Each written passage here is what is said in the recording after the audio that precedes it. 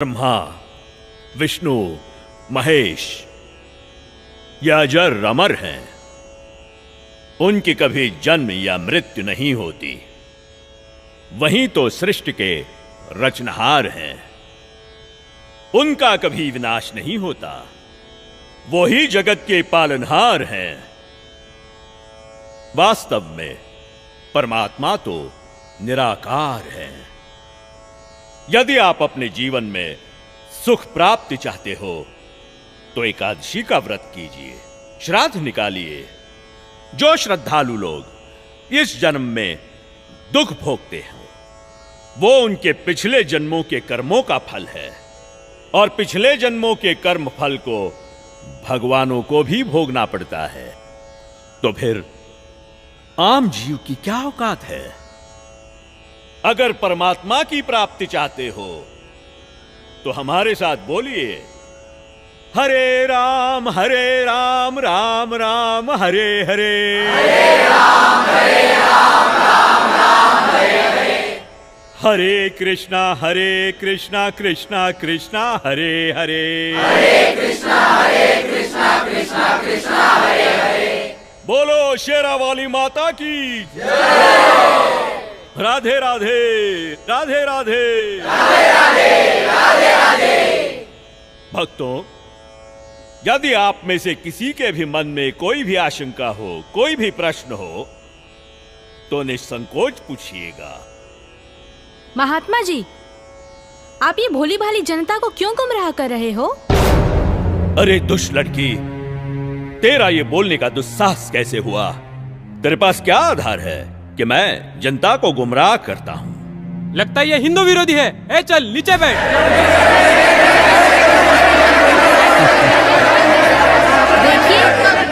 देखिए, हमारी इसी सोच की वजह से इन धर्मगुरुओं ने हमें गलत दिशा प्रदान की है। मैं भी हिंदू धर्म की हूँ और मैं अपने धर्म को श्रेष्ठ मानती हूँ। दरअसल पाखंड केवल हिंदू धर्म में ही नहीं बल्कि मुस्लिम धर्म तथा अन्य धर्मों पर भी चरम सीमा पर है।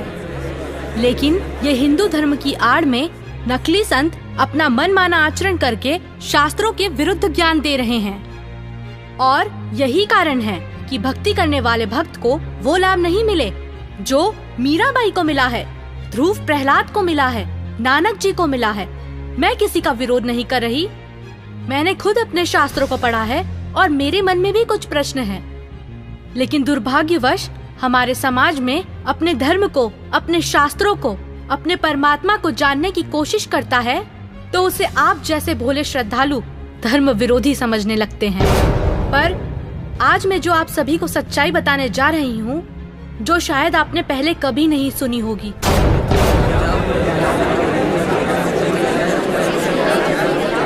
ज्यादा बात मत बना लड़के।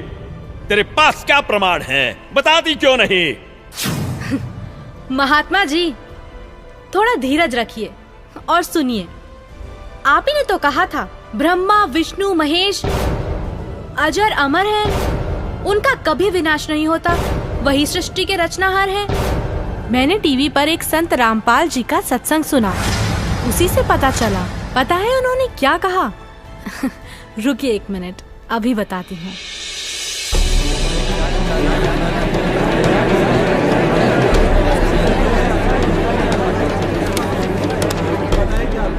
श्रीमद् देवी भागवत पुराण, जिसके तीसरा स्कंद अध्याय 5 पृष्ठ 123 पर लिखा है कि मैं विष्णु, ब्रह्मा तथा शंकर तुम्हारी कृपा से विद्यमान हैं। हमारा तो आविर्भाव, जन्म तथा तिरोभाव मृत्यु होती है।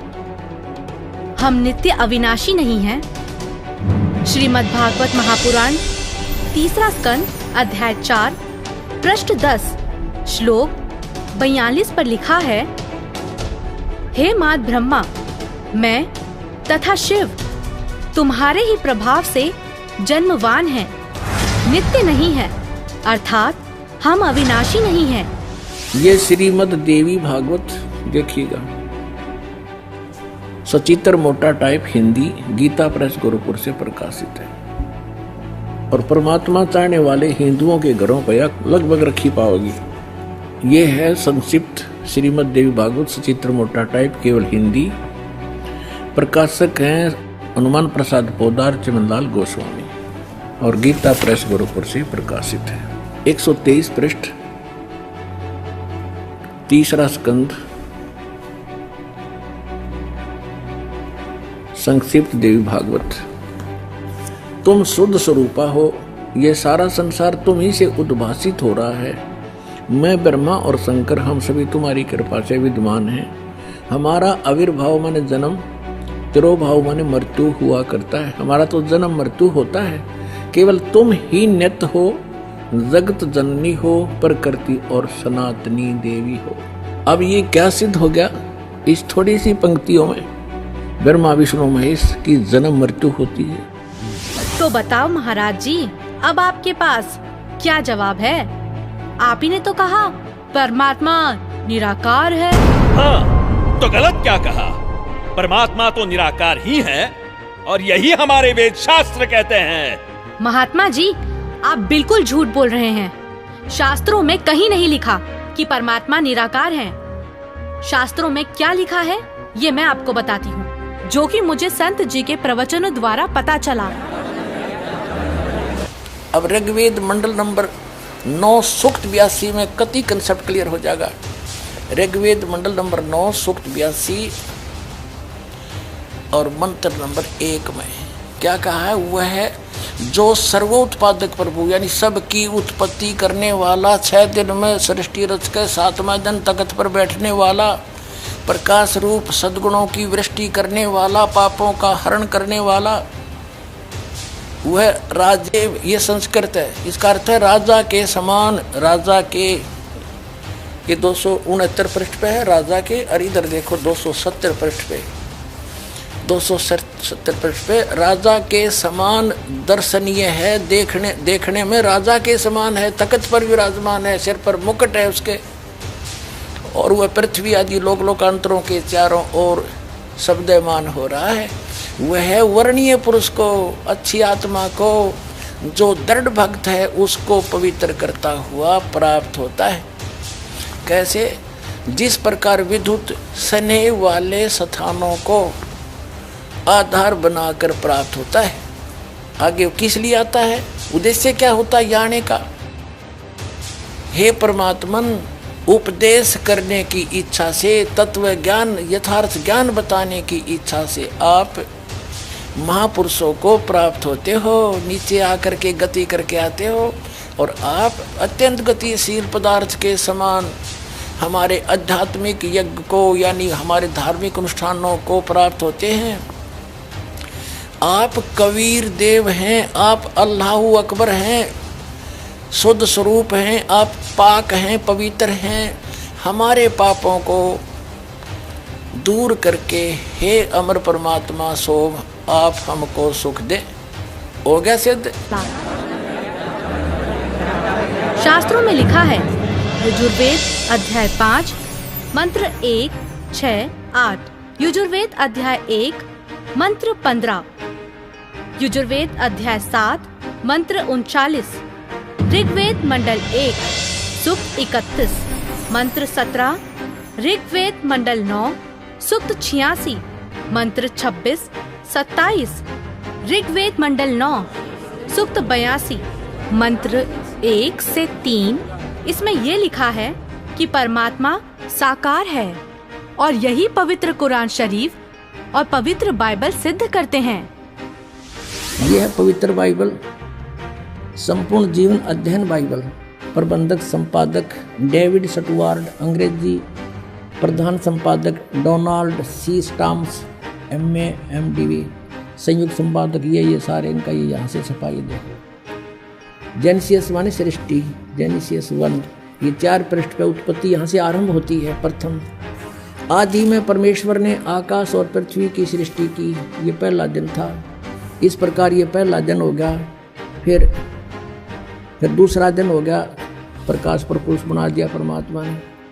फिर ये तीसरा सांझ भोर हो गया, फिर तीसरा दिन हो गया। जो कुछ भी इसमें फलदार वृक्ष जिनके बीज एक एक जाति के अनुसार बनाए, ये इस प्रकार। अब ये तीसरा दिन हो गया। दिन और रात पर प्रभुता करें और उज्ज्वला दियारा करें। इस प्रकार सांझ हुई, फिर भोर हुआ, ये चौथा दिन हो गया।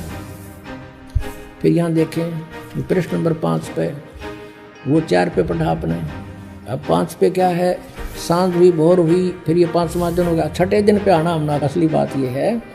फिर परमेश्वर ने कहा मनुष्य को हम अपने स्वरूप के अनुसार अपनी समानता में बनाएं, और वे समुद्र की मछलियों और आकाश के पक्षियों और घरेलू पशुओं और सारी पृथ्वी पर और सब रेंगने वाले जंतुओं पर जो पृथ्वी पर रेंगते हैं अधिकार रखें, यानी उनसे समझदार हों। तब परमेश्वर ने मनुष्य को अपने स्वरूप के अनुसार उत्पन्न किया। अपने ही स्वरूप के अनुसार परमेश्वर ने उसको उत्पन्न किया, और नर और नारी करके उसने मनुष्यों की सृष्टि की। तो परमात्मा किसा होया, मनुष्य जैसा, नर जैसा। अंडरस्टूड हो गया।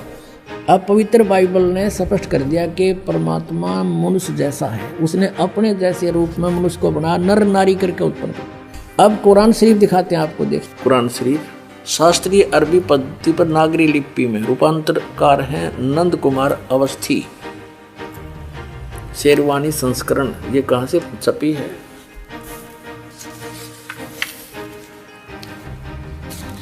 ये वही लिखा कि वो इस्लामी किताब, इसमें कोई संदेह की गुंजाइश नहीं है।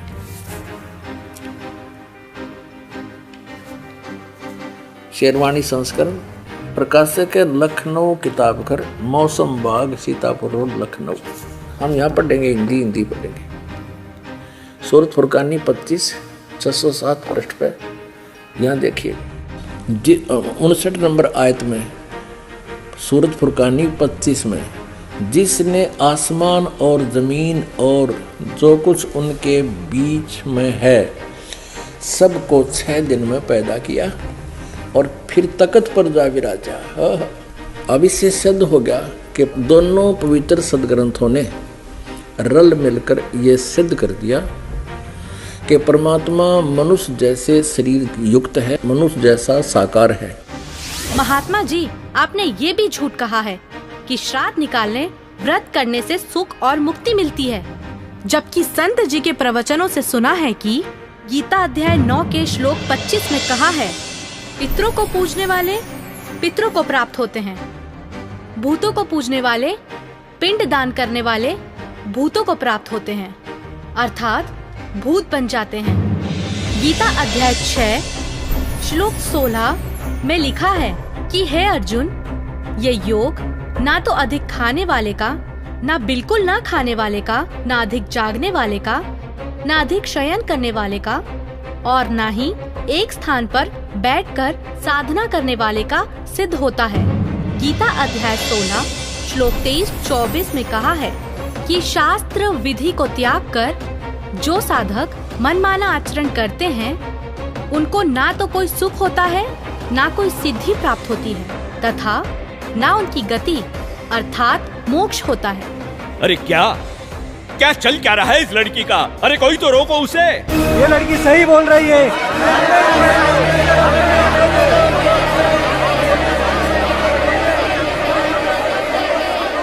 और हद तो तब हो गई बाबा जी, जब आपने कहा परमात्मा पाप नहीं काटते, कर्म का भोग तो भोगना ही पड़ता है, चाहे कितनी ही भक्ति कर लो। सब झूठ है, सब। आपको पता है हमारे शास्त्र क्या प्रमाणित करते हैं? मैं बताती हूँ, जो कि मुझे संत जी के प्रवचनों द्वारा पता चला है। ऋग्वेद मंडल 10 सूक्त 161 मंत्र 2, 5 सूक्त 162 मंत्र 5, सूक्त 163 मंत्र 1 से 3 में लिखा है कि परमात्मा जो चाहे वो कर सकता है, प्रत्येक प्रकार के रोग कष्ट को नष्ट कर सकता है, और यदि कोई मृत्यु के भी निकट पहुंच जाता है तो उसे 100 वर्ष की आयु प्रदान कर सकते हैं। अब देखिए वेद इसको प्रमाणित करेंगे कि परमात्मा घोर पाप का विनाश कर देता है। ये देखिए, ये महर्षि दानु सरस्वती द्वारा ही इसका अनुवाद है।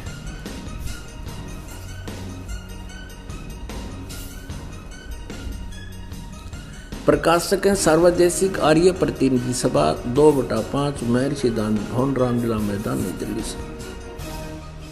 यजुर्वेद आर्य भाषा भाष्य संपूर्ण 40 अध्याय महर्षि दानंद सरस्वती कृत यानी दानंद जी के द्वारा इनका अनुवाद है। मुद्रक है Prince offset printers 1510 Pataudi house Daryaganj नई दिल्ली से। अब देखिएगा यजुर्वेद के 8वें अध्याय का 13वां मंत्र स्पष्ट करेगा। ये 8वां अध्याय और 241 पृष्ठ पे 8वें अध्याय का 13वां श्लोक। इसमें क्या लिखा है कि देव कर्तस्य एनस्य अवजनमसि, मनुष्य कर्तस्य एनस्य अवजनमसि, पितृ कर्तस्य एनस्य अवजनमसि, आत्म कर्तस्य एनस्य अवजनमसि। एनस्य एनस्य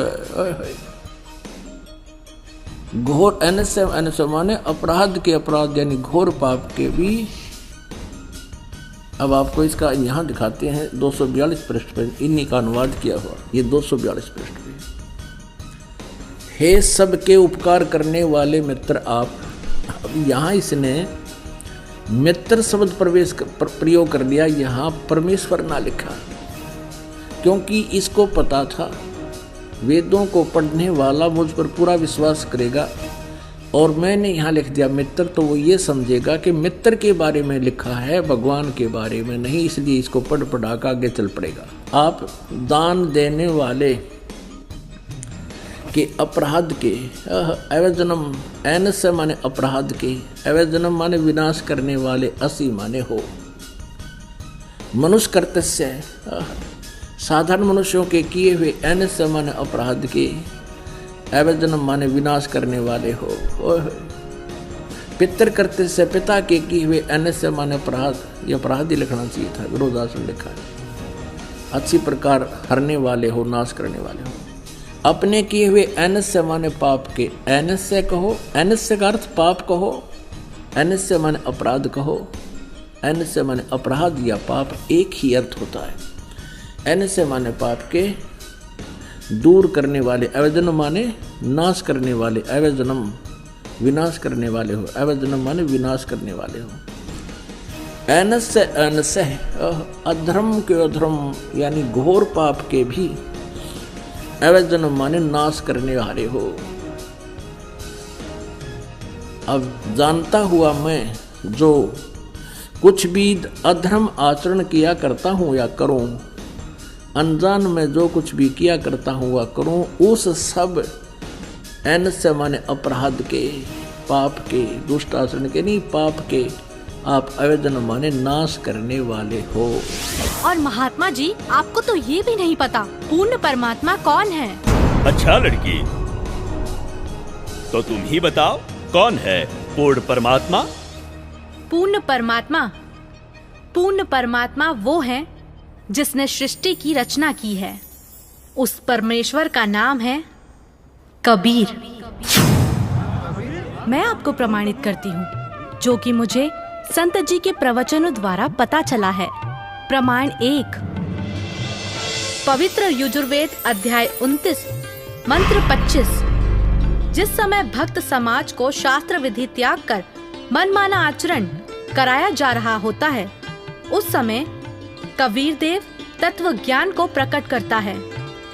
प्रमाण 2, पवित्र सामवेद संख्या 359 अध्याय नंबर 4 के खंड नंबर 25 का श्लोक नंबर 8, जो कबीर देव तत्व ज्ञान लेकर संसार में आता है, वह सर्वशक्तिमान है तथा काल के कर्म रूपी किले को तोड़ने वाला है, सर्व सुखदाता है तथा सर्व के पूजा करने योग्य है। ऋग्वेद मंडल 9 सूक्त 86 मंत्र 17। ऋग्वेद मंडल 9 सूक्त 86 मंत्र 18। ऋग्वेद मंडल 9 सूक्त 86 मंत्र 19। ऋग्वेद मंडल 9 सूक्त 86 मंत्र 20। अथर्ववेद कांड नंबर 4 अनुवाक नंबर 1 मंत्र नंबर 7। मुस्लिम धर्म के पवित्र शास्त्र कुरान शरीफ सूरत फुरकानी 25 आयत 52 से 59 में लिखा है कि कबीर परमात्मा ने 6 दिन में सृष्टि की रचना की तथा 7वें दिन तख्त पर जा विराजा। जिससे परमात्मा साकार सिद्ध होता है। राग तिलंग महला 1, पंजाबी गुरु ग्रंथ साहिब, पृष्ठ नंबर 721। बाइबल में भी लिखा है, सृष्टि की रचना परमात्मा ने की, जिनका नाम है कबीर।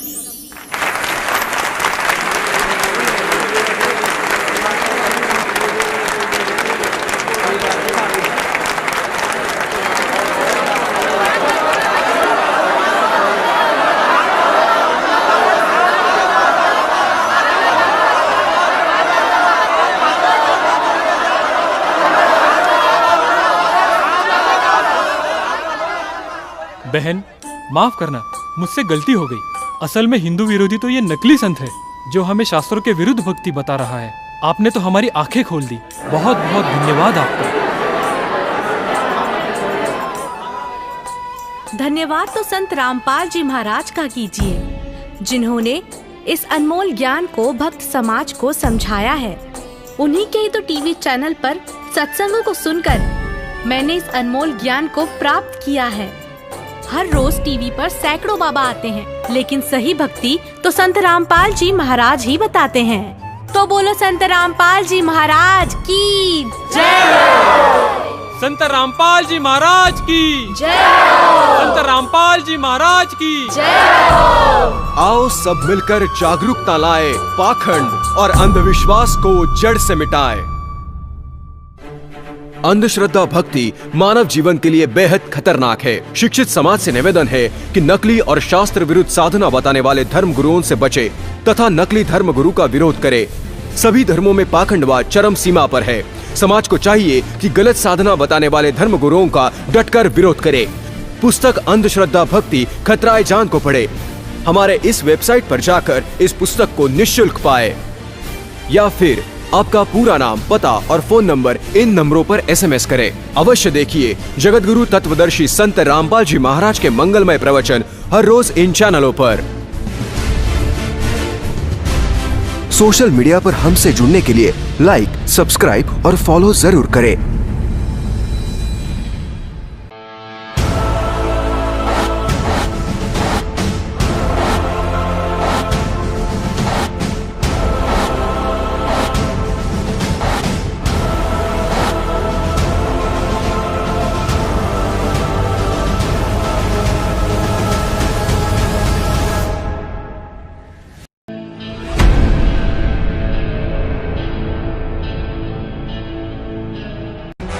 भारत के सभी राजनेताओं, स्वामियों, धर्मगुरुओं और शंकराचार्यों को मुसलमान धर्म के प्रवक्ता डॉक्टर जाकिर नायक की खुली चुनौती।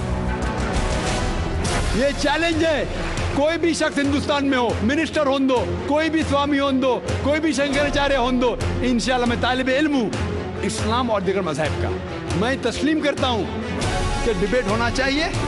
मैं उनसे डिस्कशन करता हूँ, अगर मुझे गलत साबित करो मैं बदलने को तैयार हूँ। ये मुसलमान की जबान है, हम जब जबान देते हैं उसका पालन करते हैं। संत रामपाल जी महाराज ने स्वीकार की मुस्लिम धर्म प्रवक्ता डॉक्टर जाकिर नायक की चुनौती। मुस्लिम धर्म प्रवक्ता डॉक्टर जाकिर नायक हैं दादा आमंत्रित, जब चाहे कर सकते हैं संत रामपाल जी महाराज के साथ ज्ञान चर्चा।